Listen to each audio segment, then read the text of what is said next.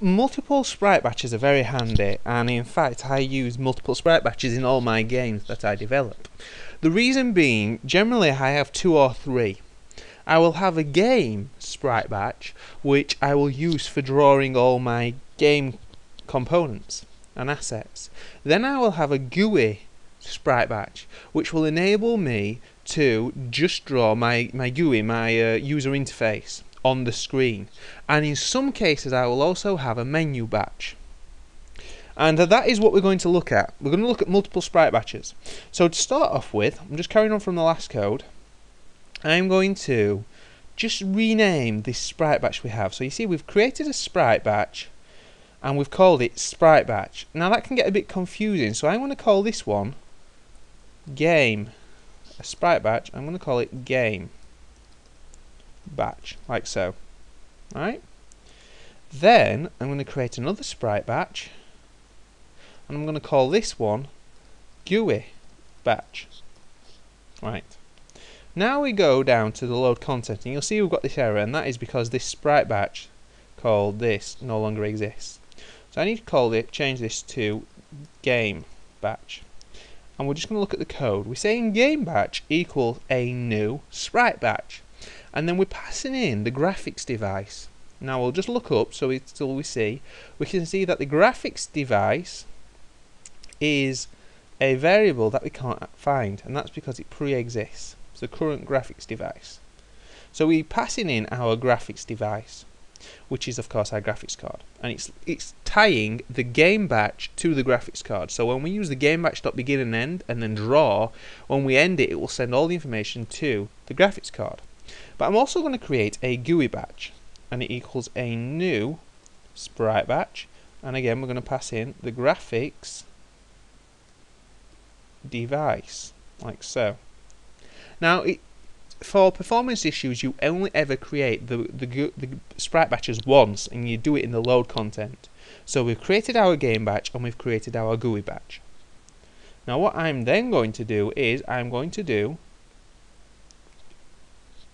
game batch.begin, game batch.end. End.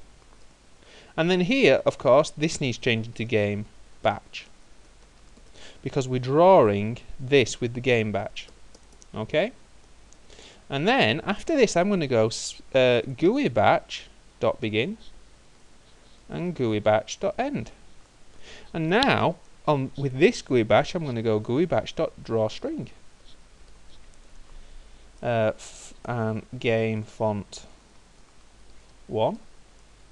Hello. Welcome to using 2 sprite batches. And then new vector 2, 200, 200, color blue, let's say. Nah, change it to red. And I'll make that back to white. So, oops, red, that's not a colour, red.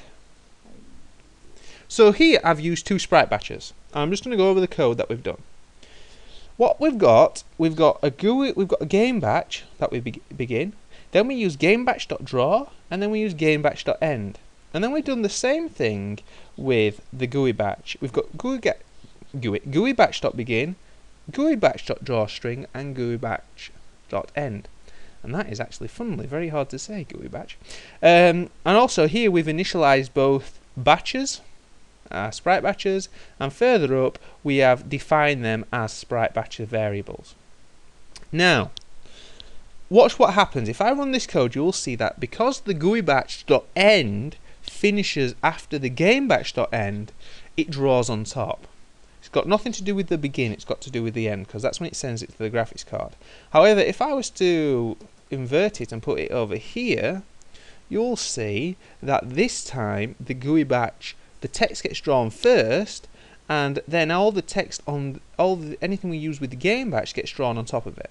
And that is really why I use a GUI batch for drawing all my user interface, because if I make sure the end finishes after the game batch.end, all my GUI will draw on top of all my game. You can start both batches at the same time, but as I've said, whichever batch ends first is the one that will be on top. And that is using multiple sprite batches. And hopefully you understand how you can use multiple sprite batches and the best way in using multiple sprite batches.